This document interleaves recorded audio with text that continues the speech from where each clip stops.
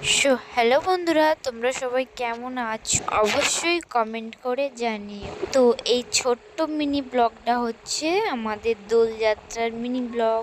তো আমাদের এখানে দোলযাত্রা কীরকম হয় সেটাই আমি আজকের এই ভিডিওতে তোমাদেরকে বলবো।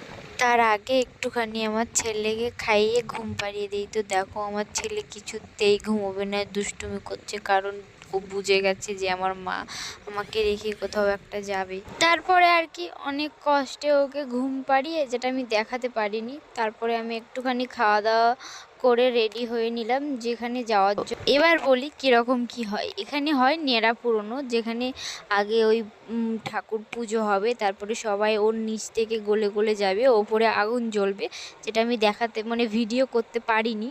তারপরে ঠাকুরটা সবার বাড়ি বাড়ি যাবে আর সবাই ঠাকুরের পায়ে একটু একটু করে আবির দেবে। তখন থেকেই আমাদের আবির খেলা শুরু হয়ে যায়। আর এদিকে দেখো, এদের যেন ভালোবাসা উথলে পড়ছে। তারপরে দেখো, আমাদের বাড়িতেও রাধা কৃষ্ণ ঠাকুরটা এনেছে, তারপর আমরাও একটু একটু রং দিয়ে দিলাম। তো আজকের ভিডিওটা এই পর্যন্ত। ভিডিওটা ভালো লাগলে একটা সাবস্ক্রাইব করে দিও। Tata, bye bye.